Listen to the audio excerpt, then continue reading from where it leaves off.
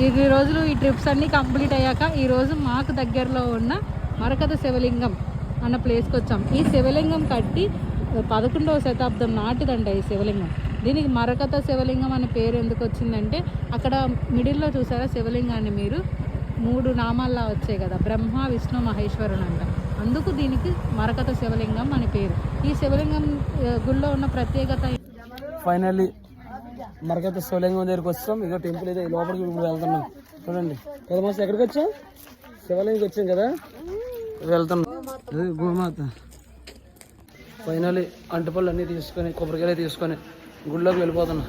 ఇక ఈ లోపలికి వెళ్తున్నాం. ఓన్లీ స్త్రీలు మాత్రం జడ ముడి వేసుకొని రావాలి, మనం నచ్చినట్టు వస్తామంటావు.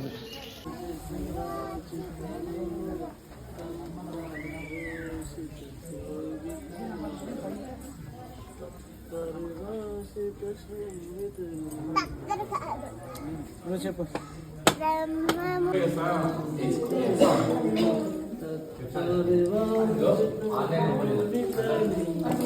బుజ్జి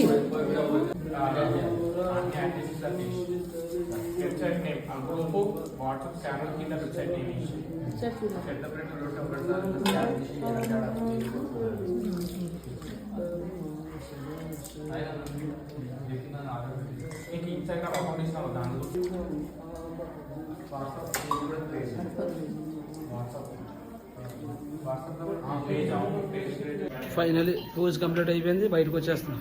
ఇప్పుడు ఇంకా శివాలయం దగ్గరికి వెళ్తాం. శివాలయం దగ్గరికి వెళ్ళి వచ్చేస్తున్నాను.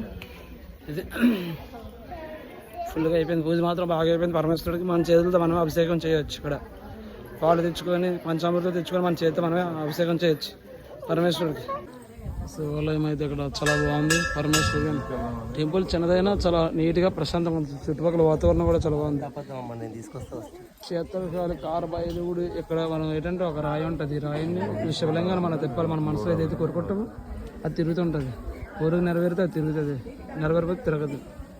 కొంతమంది టెంపుల్ బాగుంది కదా, ప్రశాంతంగా ఉంది. అంతేలే, శివుడి టెంపుల్ ఎప్పుడు ప్రశాంతంగానే ఉంటుంది. ఫైనలీ రూపాయి కాయిన్ నించోబెట్టాను. కోరుకుని నించుంటండి.